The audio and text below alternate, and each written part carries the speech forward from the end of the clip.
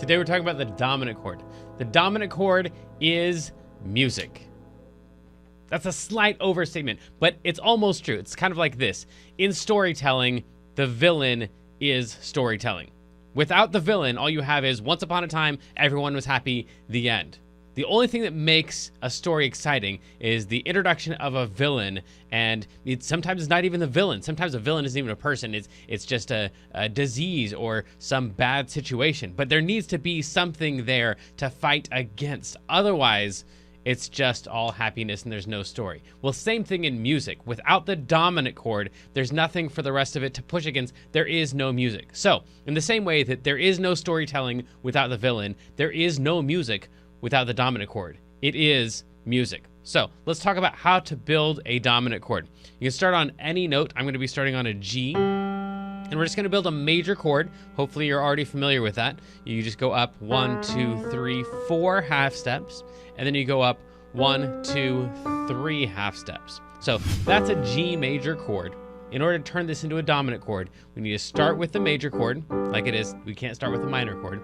Start with a major chord, and then we're going to add in the note that is a whole step below the root of the chord. So in this case, the root of the chord is G, and we're going to go a whole step, or 2 half steps, 1, 2 half steps below the root of the chord, and this is a G dominant chord. Now, of course, there's other ways to add in this note, this F here. We could add it in on top. So if you want to, you can also think of it as a major chord where after the top note, we go up 1, 2, 3 half steps. But that note still is 2 half steps below the root of the chord, below the name of the chord. So however you want to see it, a G with an F added in, this is a dominant chord.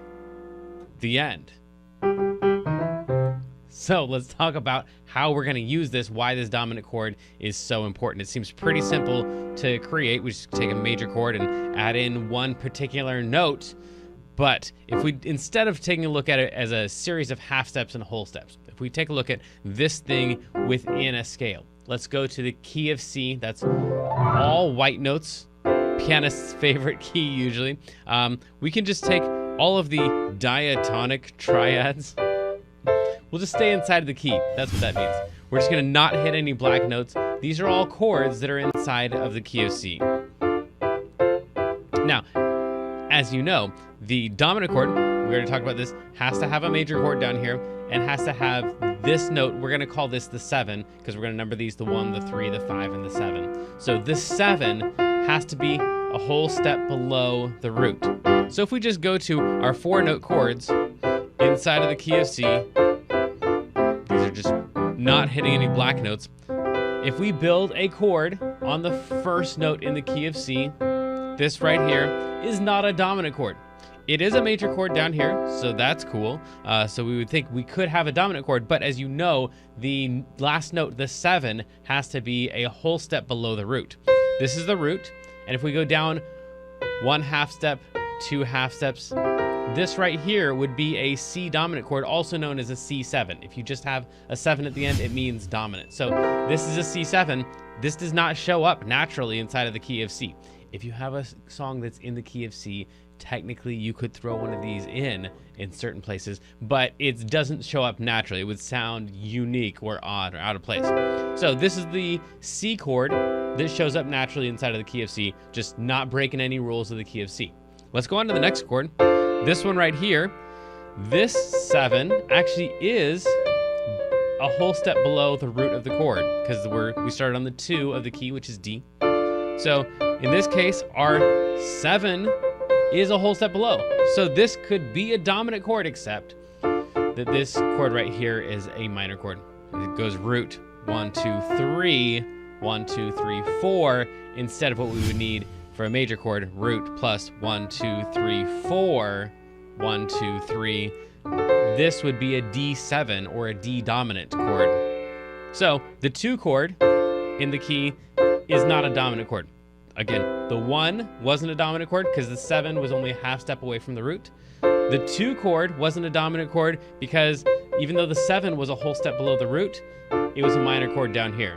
If we move on to the 3, this one right here, we've got a minor chord down here, not going to work. the 4 chord. Finally, a major chord down here, and we take a look at the 7, and it's only a half step below the root. So this one isn't a dominant chord either. Moving on to the 5. Well, we got a major chord down here, but the 7 is a whole step below the root. This right here is a G7 or a G dominant. It's the 5 chord, the 5th chord in the key of C, and it's dominant. Cool, so we have 1 so far. Moving on to the next one. 1, 2, 3, 4, 5, 6. The 6th chord in the key. We got a minor chord down here. That's not gonna work at all. So that can't be a dominant chord. Moving on to the 7 chord. Right here, this one is something called diminished, which is not a chord that we use very often. It's root plus 1, 2, 3, plus 1, 2, 3. Sounds super funky. It usually wants to collapse in. So that's kind of the characteristic of the diminished chord, is it wants to collapse in.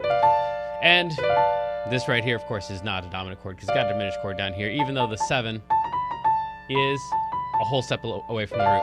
So the only place we came up with an actual legit dominant chord was when we went to the 5 and we played every other note staying inside the key. This works in every single key, not just the key of C. So if you can do this in the key of F or the key of G, if the only one that's going to show up within the key, as long as you're not breaking the rules of the key, the only one that's going to show up as an actual legit dominant chord, a major chord on the bottom where the 7 is a whole step below the root, is on the 5 chord every single time. Now, because it's the only place that it shows up is the 5 in the key, every time you hear a dominant chord, whether you realize it or not, your brain hears it as a 5 chord. It hears it as not the home base of the key, not the 1 chord. So if I just give you some chord right here, this could be, we might be in the key of E flat right now, and this could be the 1 of the key of E flat, but we also might be in the key of B flat, and this is just the 4 chord. I could go.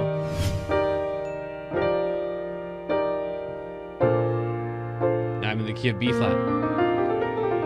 So there's no other chord. There's, all the other chord examples. If I gave you this chord right here, you might recognize this one. This is a 3 chord in the key of C, unless it's the 2 chord in the key of D. And you don't have to be able to calculate all this stuff. Just trust me that all of these chords, different types of chords, the one with the minor chord down here, and this one's a whole step below the root, it's called the minor 7 chord, whatever. That's not the chord we're looking at.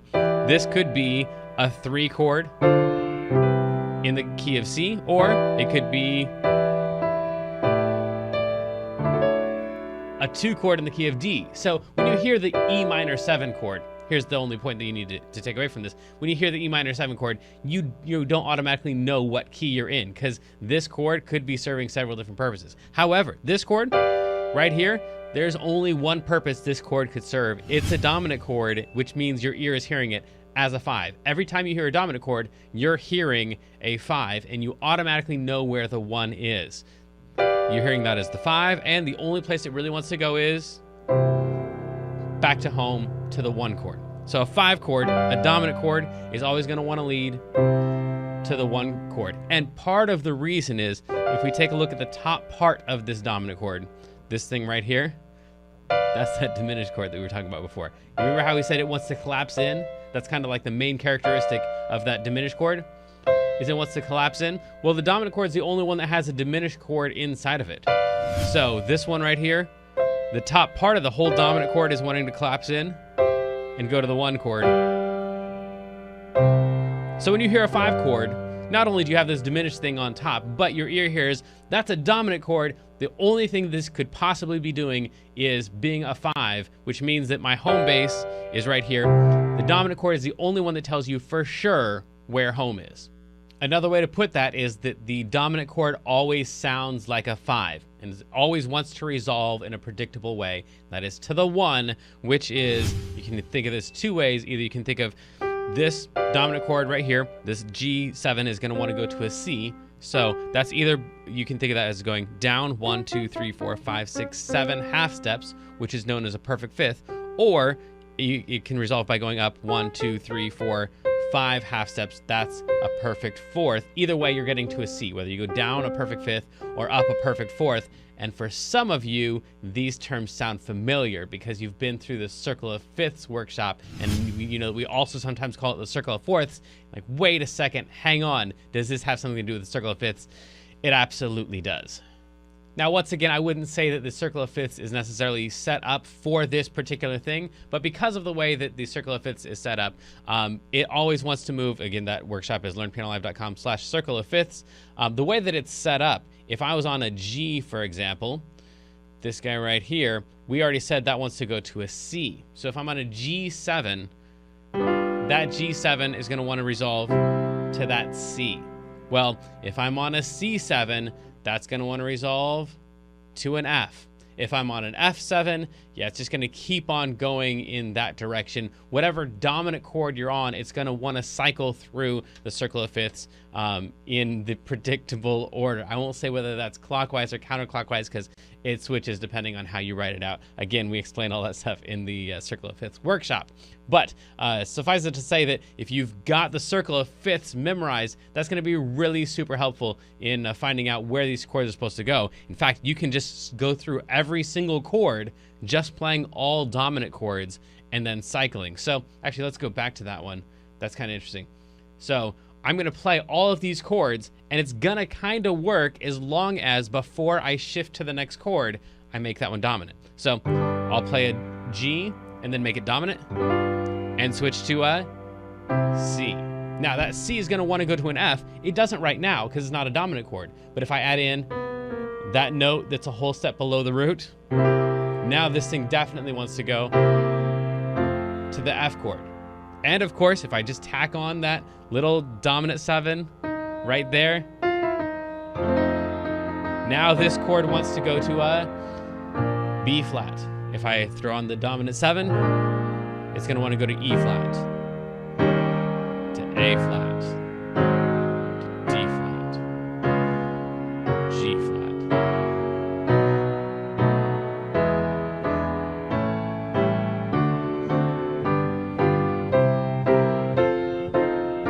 And you can just keep going around the circle of fifths over and over. As long as you make them all dominant, they're all going to lean real heavy to that next chord. And as soon as you go to that next chord, everyone's going to be like, ah, we finally made it home. You turn that one into a dominant, and then it really wants to lean to the next one. And you can go around the entire circle of fifths as many times as you want. It'll never feel like you arrived at home because you're never really going to arrive at home because you're just going to turn it into a dominant. And everyone's going to go, all right, I'm hearing a dominant chord. That must be the 5 chord.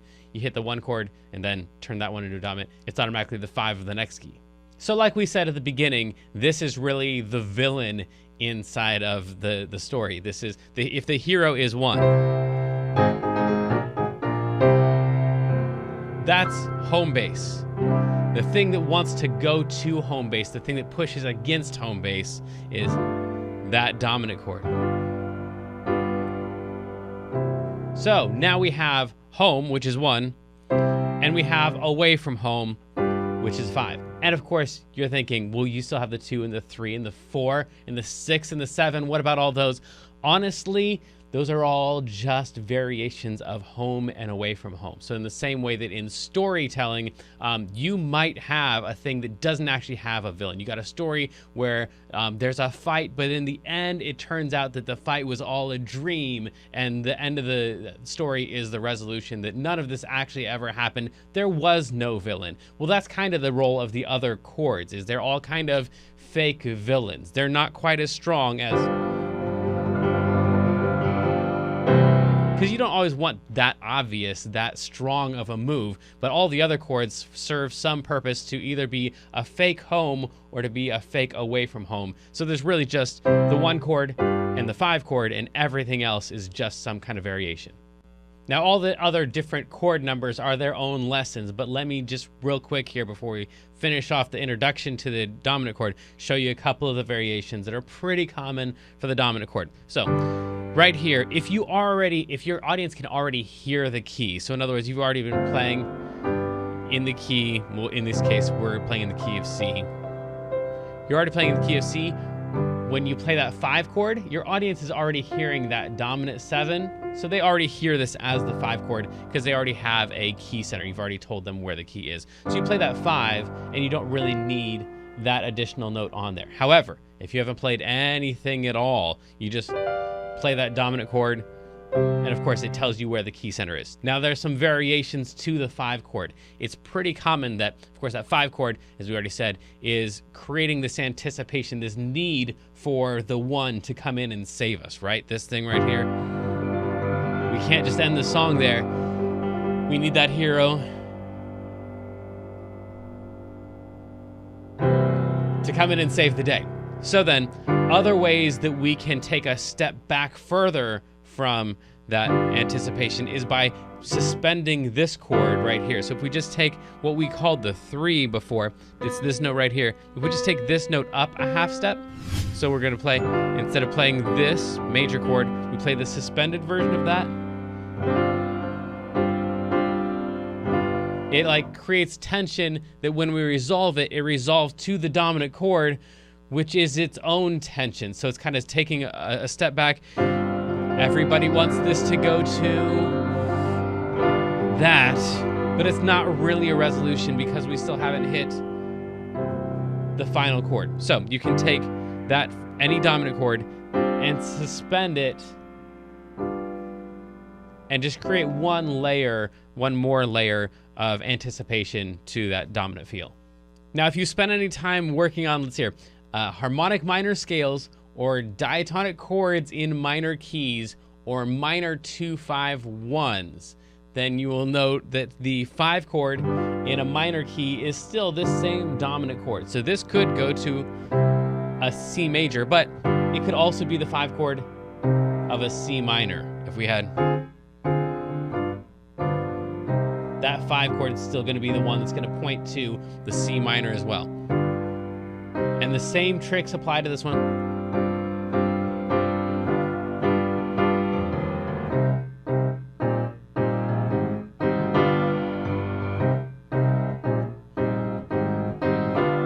So that dominant chord is still going to point to that minor 1 if we're in a minor key. However, the most important note in a minor key is this is probably extra on top of what most people are going to want or need. But the most important note in a minor key is not the 3 like everybody guessed there. The most important note in a minor key is the 6. This thing right here is the most important note, not the 3 of the key. So just trust me on that one. We've got entire workshops on that concept, other places. But if that's the most important note in a minor key, then one way we can indicate while we're on this dominant chord is by adding in that note, that 6. And that would indicate that we're probably about to resolve to a minor key, because that right there is not going to be as likely to resolve to a major key. Although that's allowed, it happens all the time. This is really a lot more common when resolving to a minor chord. So the 5, you want to add this note, which is the note that is a half step above the root. So on a G7, if we know ahead of time that we're going to go to a C minor instead of a C major, we can add in the note that's a half step above. And that's a pretty common move, also frequently voiced like this, where this one, we just leave the root out of this chord. We play like a regular dominant chord down here with the 7 below, and then we just raise that one a half step. And that's going to resolve nicely to the minor chord. So there's how to build any dominant chord and also predict where it's going to go. And that's why everyone's making such a big deal about this little 7 chord dominant chord. Good luck, have fun.